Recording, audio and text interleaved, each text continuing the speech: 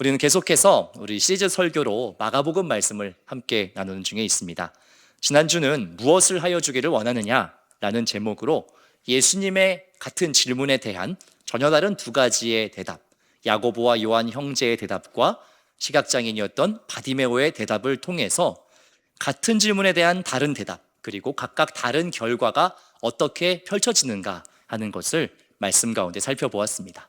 또한 우리의 삶에도 늘 선택의 순간이 있는데 그럴 때마다 주님께서 걸어가신 그 길을 바르게 보고 따를 수 있어야 된다라는 것을 말씀 가운데 나누었었죠. 오늘은 십자가를 향해 가시기 위해서 이제 예루살렘에 입성하시는 예수님의 모습을 함께 살펴보고자 합니다. 수많은 백성들의 환호 속에 담겨있는 기대, 그리고 나귀를 타고 오신 예수님의 역설적인 모습을 통해서 구원을 이뤄가시는 하나님의 방법이 얼마나 독특한가 하는 것을 말씀 가운데 발견하실 수 있기를 주님의 이름으로 축원합니다. 오늘은 여러분들께 이런 질문을 드리면서 말씀을 열어보고자 합니다. 여러분들이 만약에 운전기사가 되셨어요. 운전기사이신데 누구를 지금 이제 태워야 되냐면 대통령 혹은 세계적인 대배우 아니면 엄청난 스포츠 스타를 여러분들이 태우셔야 되는 운전기사가 되셨다 라고 상상하시면 여러분은 어떤 차를 준비하실 것 같습니까? 이분들을 모시기 위해서 어느 정도 되는 차를 준비하시겠습니까? 예? 뭔가 지금 특정 업체의 명을 말씀하신 것 같은데 PPL은 하시면 안 되고 아마 여러분들 머릿속에 어떤 떠오르는 차량이 있을 거예요. 아, 이런 분들 정도 모시려면 이 정도 차는 있어야 되지 않나 라는 생각들을 각자 다 머릿속에서 아마 하시지 않았을까 싶습니다. 저도 궁금해서 이런 세계적인 VIP는 무슨 차를 타는가를 좀 검색을 해봤습니다. 여러분, 그 미국 대통령은요 전용 차량이 있어요. 여러분 혹시 그 미국 대통령이 타는 비행기에 별명이 있는 것 아십니까? 에어포스 원, 잘 아시는군요. 차에도 별명이 있더라고요. 캐딜락 원이라고 하는 차량인데 딱 보시면은 차가 어마어마하게 생겼습니다. 차가 5.4m 정도 길이가 되고요. 무게가 한 8톤 정도 나간다고 하고 제작 비용이 한 180억 원 정도 든다고 합니다. 역시 여러분 별로 놀라지 않으시는군요. 참 제가 지난 시간부터 느꼈는데 별로 이렇게 놀라지 않으시는 건 왜일까 굉장히 궁금해지는데 이 차의 별명은 뭐냐면 움직이는 백악관이에요. 네, 그래서 이 방탄, 방폭 이런 테러에 대비한 시설이 다 갖춰져 있고 유사시에 대비해서 수혈을 할 수 있도록 대통령의 혈액도 이 차 안에 다 보관이 돼 있다라고 합니다. 또 살펴보니까 이 세계적인 축구 선수 호날두 아시죠? 호날두도 고가의 슈퍼카를 수집하는 취미가 있는데 그가 가지고 있는 차량 중에 부가티 시론이라고 하는 차량이 전 세계에 딱 500대만 한정 제작된 차량이라고 합니다. 가치는 한 40억 정도, 여러분 물론 안 놀라시겠지만 40억 정도 된다고 해요. 더 놀라운 것은 이 차량이 호날두가 보유하고 있는 수많은 차량 컬렉션 중에 한 대라는 사실입니다. 또 손흥민 선수도 굉장히 다양한 차량을 보유하고 있다고 하는데 그중 제일 고가의 차량이 이 페라리사의 전 세계 499대 한정판 라페라리라고 하는 차량이라고 합니다. 하나로 한 20억 정도의 가치가 되는 차량이라고 하더라고요. 제가 보니까 이처럼 이 세계적인 VIP들은 역시나 타고 다니는 차량도 남다르다라는 생각을 하게 됐습니다. 여러분, 그러면 왜 이런 세계적인 VIP들은 이런 엄청난 차를 타고 다니는 걸까요? 왜일까요? 부러우세요? 뭔가 부럽다 이런 얘기가 들리는 것 같은데 보호 차원에서 그렇죠. 이런 엄청난 차를 타는 이유는 사실은 차량 자체만 놓고 보면 우리가 차량의 본 목적이 뭐예요? 왜 타는 거예요? 운전해서 어딘가 원하는 데 가는 게 목적이죠. 그러니까 차량 본연의 목적만 생각하면 사실은 굳이 이런 차까지 안 타도 상관이 없습니다. 그런데 이 VIP들은 단순히 이동수단으로만 차를 사용하는 게 아니라는 거죠. 그 차량이 가지고 있는 특별함, 그리고 희소성, 또 엄청난 가치, 이런 것을 통해서 뭐를 증명하는 거예요? 내가 얼마나 대단한 사람인가, 내가 얼마나 영향력 있는 사람인가 하는 것을 그 차량을 통해서도 보여주고 증명하고 있다는 것이죠. 오늘 우리가 함께 살펴볼 이 말씀 속에서도 예수님이 뭔가를 타고 수많은 사람들 앞에 등장하셨어요. 그런데 왠지 모르게 좀 어울리지 않는 것을 타고 등장하셨거든요. 예수님은 왜 그것을 타고 사람들 앞에 등장하셨을까? 그리고 무슨 의도와 의미가 있는 것일까 하는 것을 오늘 말씀 가운데 더 깊이 발견할 수 있기를 소망합니다. 오늘 이야기는 예수님께서 이스라엘의 수도인 예루살렘에 입성하는 장면을 보여주고 있습니다. 그런데 예수님께서 예루살렘에 입성하시는 것은 지금이 처음은 아닙니다. 이미 예수님께서 사역하시는 3년 동안 적어도 1년에 몇 차례는 이 예루살렘을 방문하셨습니다. 왜 그런가 하면 모든 유대인들은 절기를 지켰습니다. 3대 절기, 1년에 3번은 무조건 예루살렘에 올라가서 절기를 지켜야 하는, 그것이 율법으로 정해져 있었습니다. 예수님 역시 혈통적으로 유대인이셨기 때문에 이러한 3대 절기, 유월절, 오순절, 초막절이라고 하는 이 민족의 3대 절기에는 항상 예루살렘을 올라가셨다라는 겁니다. 그리고 오늘 이 예루살렘 입성하는 이 날은 3가지의 절기 중에서 가장 성대하게 지키는 유월절이었습니다. 그리고 예수님께는 이것이 마지막 예루살렘 방문이자 유월절을 지키는 날이었습니다. 왜 마지막일까요, 여러분? 왜죠? 예수님께서 이제 십자가에 달려 곧 돌아가시게 될 것이기 때문에 예수님 평생의 삶의 마지막 예루살렘 방문인 겁니다. 그리고 예수님께서 오늘 마지막으로 방문하시는 이 상황은 통상적으로 그냥 편하게 절기를 지키러 예루살렘에 올라갔던 그때의 정서와는 사뭇 다른 상황입니다. 왜냐하면 예수님께서 3년 동안 사역을 하시면서 굉장히 다양한 반응들이 사람들로부터 일어나기 시작했기 때문입니다. 한편의 사람들은 예수님의 가르침과 사역과 이런 치유, 많은 기적들을 굉장히 환영하고 좋아하는 사람들이 있었습니다. 또 그와 반대에는 어떤 사람들이 있었냐면 예수님께서 하시는 이런 사역들, 가르침들, 이런 말씀들을 굉장히 불편해하고 굉장히 거부감을 느끼는 사람들 또한 있었습니다. 그러니까 예수님께서 지금 예루살렘에 들어가시는 이 상황은 그냥 평소처럼 어느 때처럼 절기를 맞으러 들어가는 것이 아니고 이제 마지막 들어가는 것이기도 하고, 들어가는 그 곳에는 많은 사람들이 예수님을 환영하기도 했지만 또 누군가는 이 예수님을 굉장히 불편히 여기면서 어떻게 해야 되지 않을까라는 생각 또한 동시에 함께하고 있는 굉장히 미묘한 공기 속에서 예수님은 성전에 들어가셨다라는 겁니다. 그러면 예수님께서 이렇게 들어가셨을 때에 어떠한 일이 벌어질지 우리는 알 수 없지요. 굉장히 미묘한 공기가 흐르고 있고, 어떤 사람들은 기대를, 또 어떤 사람들은 어떻게 죽일까 하는 것을 막 떠올리고 있는 그 팽팽한 긴장감 속에서 예수님이 지금 성전에 들어가고 계시다는 겁니다. 그런데 예수님께서는 과연 이런 분위기를 아시는지 모르시는지 그저 자신이 가야 할 그 십자가의 길을 향해서 한 걸음씩 걸어 들어가기 시작하십니다. 예수님께서는 이제 예루살렘에 들어가시기 전에 감람산이라고 하는 근처에 벳바게라는 작은 마을에 도착하십니다. 그리고 거기에서 두 제자를 불러서 한 가지를 명령하시는데요, 우리 1절부터 3절까지의 말씀을 함께 읽겠습니다.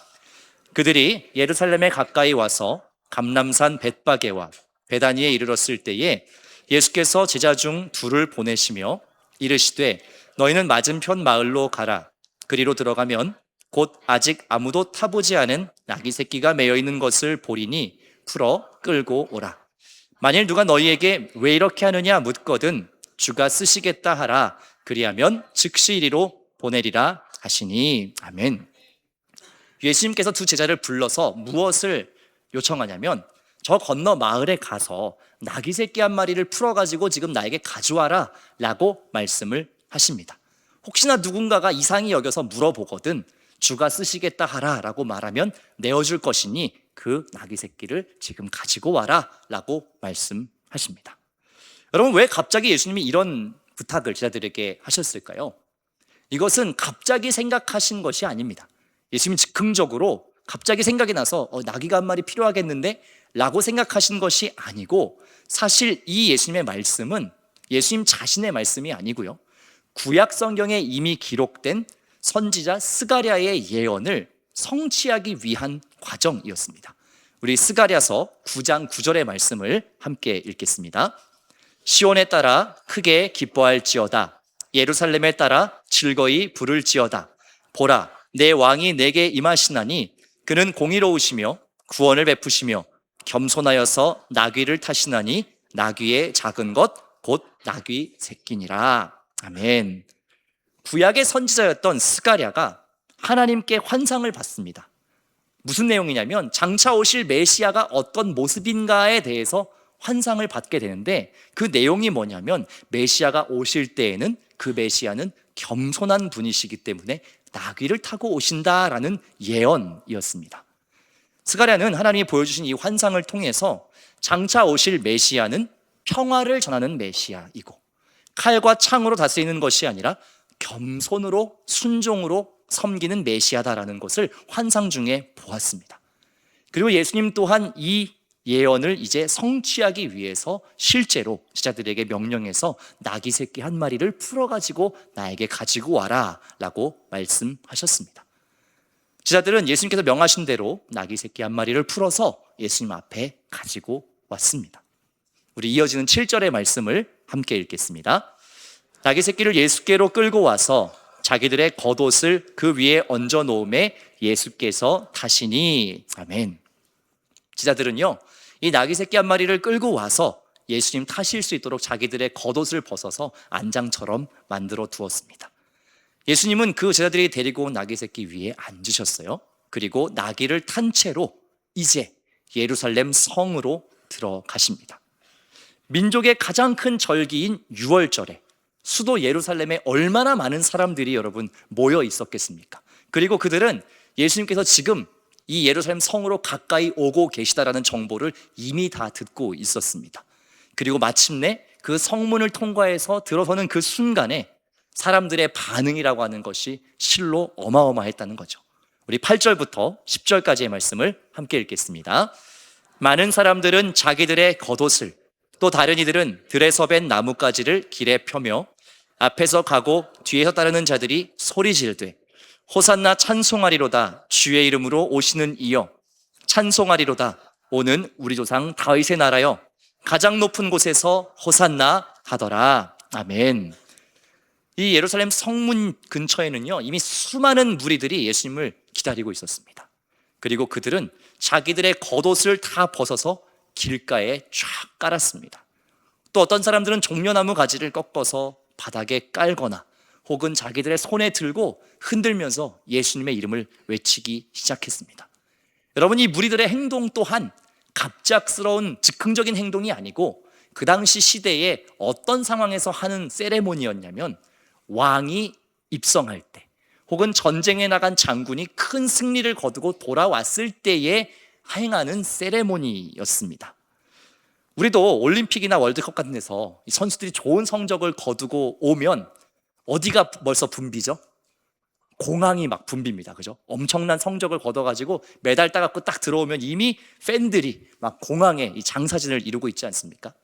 그리고 요즘은 거의 그런 문화가 없는데, 여러분 한 80년대 이럴 때는 올림픽 나가가지고 메달 따오면은 뭐를 항상 했죠? 카퍼레이드라는 걸 했습니다. 자동차 그 맨 앞에 딱 꼭대기에 이렇게 탁 설 수 있게 만들어가지고, 그죠? 월계수 쓰고 메달 걸고 두 손을 높이 탁 들면 사람들이 어떻게 해요? 다 그 선수의 이름을 막 연호하면서 박수 쳐주고 꽃다발도 막 뿌려주고 이렇게 하지 않습니까?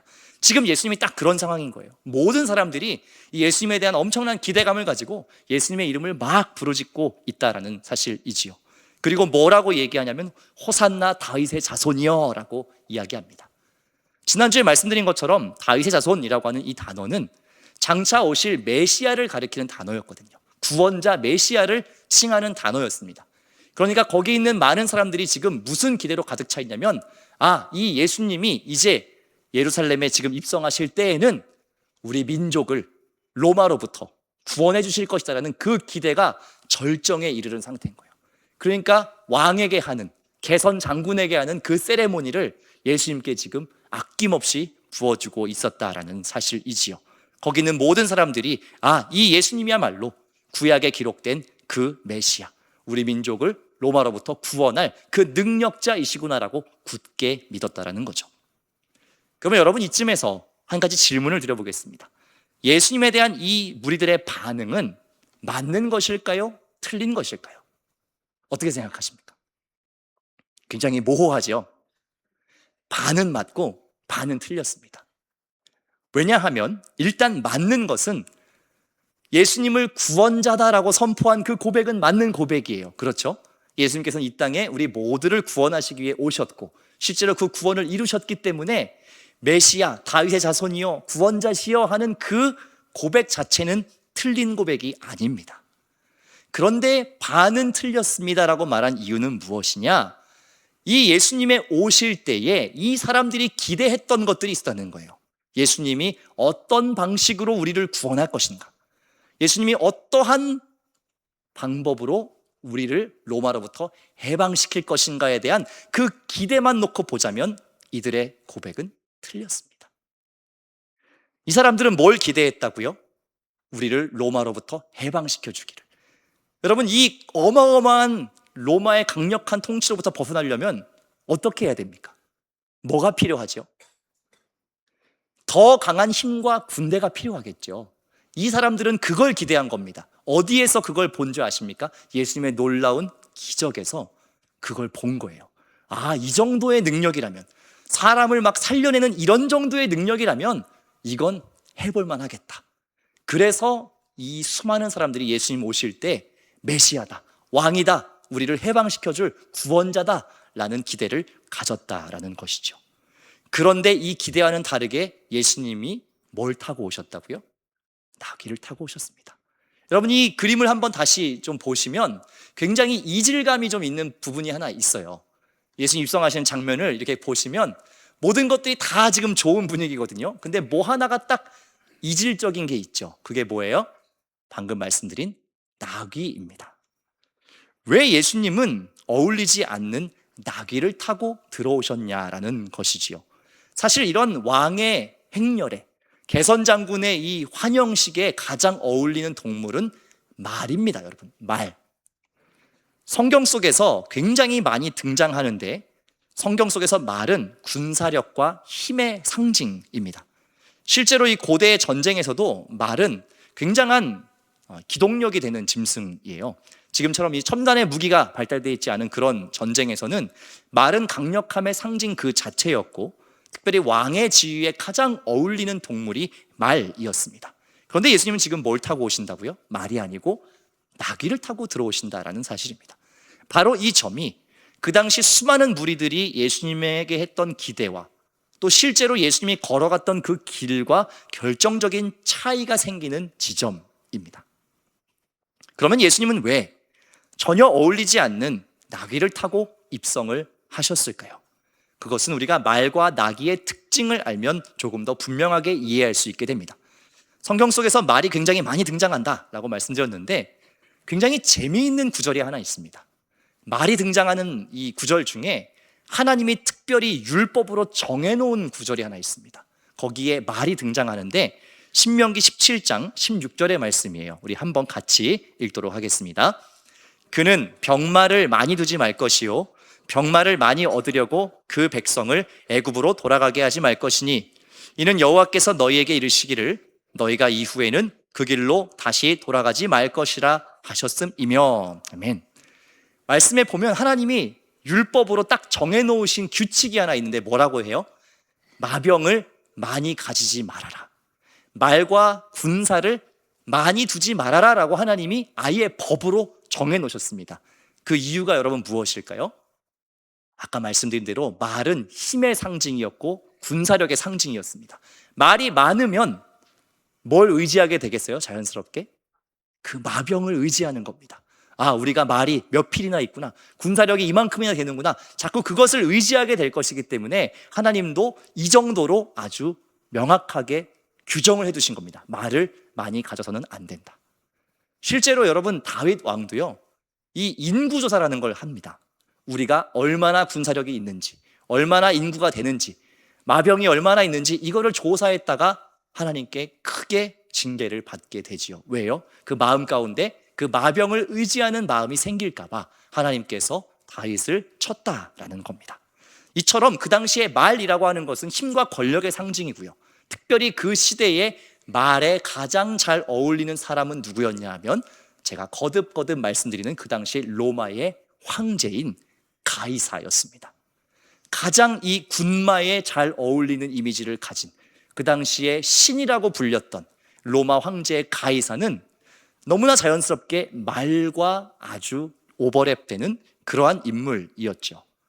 그러니까 사람들의 기대는 예수님이 뭘 타고 들어오셔야 되는 거예요. 적어도 군마를 타고 들어오셔야. 왜냐하면 이 로마의 황제 가이사에 적어도 대적하거나 그것을 뛰어넘으려면 어마어마한 이 말을 타고, 멋진 말을 타고 들어와야 사실은 이 기대가 충족이 되는 거예요.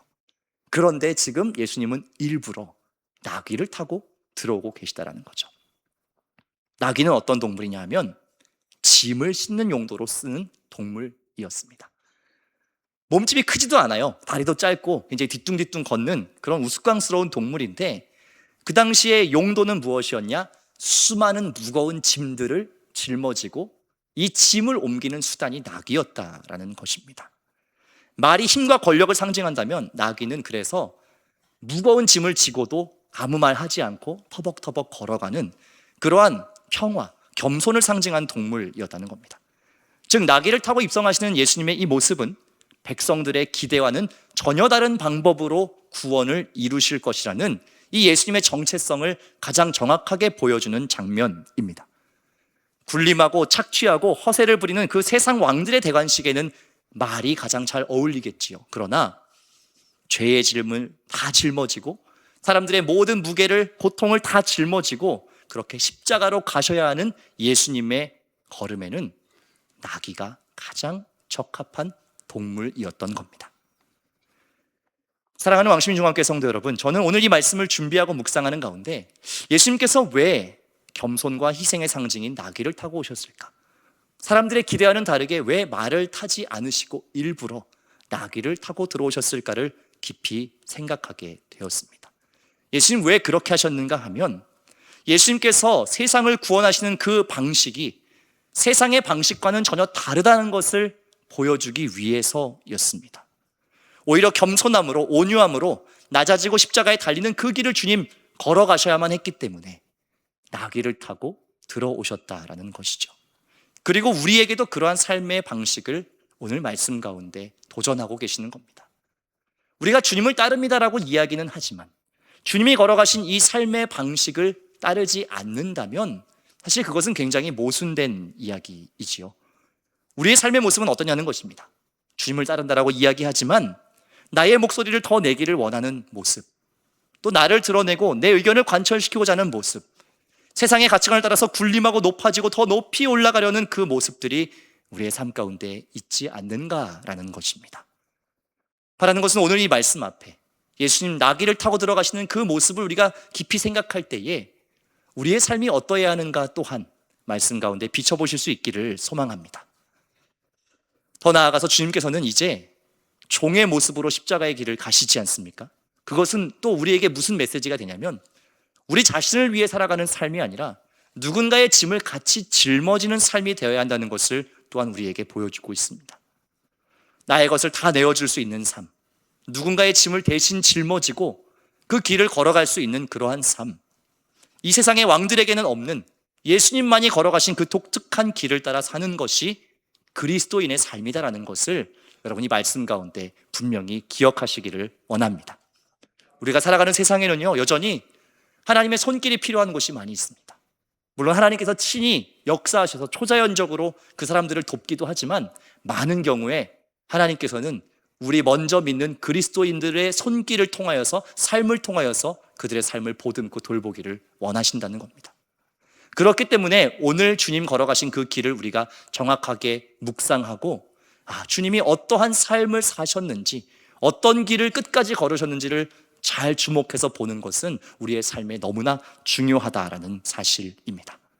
바라는 것은 여러분, 세상의 가치관과 논리를 따라 살아가는 그 삶을 멈추시고 어쩌면 참으로 어리석어 보이고 어쩌면 참으로 멍청해 보이는, 되게 손해보는 것 같고 뭔가 힘들고 나쁜 것 같아 보이는 그 길을 걸어가는 그 주님의 방식을 여러분들이 선택하시기를 원합니다. 군림하고 지배하고 싶어하는 그 모든 욕망들을 멈추고 돌아서야 한다라는 말씀입니다. 사랑하는 여러분, 이제 우리는 내일부터 한 주간 주님 걸어가신 그 길을 깊이 묵상하는 고난주간을 맞이합니다. 주님께서 어떻게 살아오셨고 왜 십자가의 길을 걸어가셨는가 하는 것을 생각하는 시간이에요. 그리고 나는 어떻게 살아가야 하겠는가 하는 것을 우리의 온 힘을 다해 집중하고 또한 생각하는 시간입니다. 바라는 것은 여러분들께서 이 땅을 사시는 동안에 예수님께서 보여주신 그 겸손함, 그 온유함, 자기 희생의 그 삶의 방식을 끝까지 따르고 많은 사람들에게 생명과 하나님의 사랑을 증거하는 참된 그리스도인의 삶을 살아가실 수 있기를 주님의 이름으로 축원합니다. 아멘.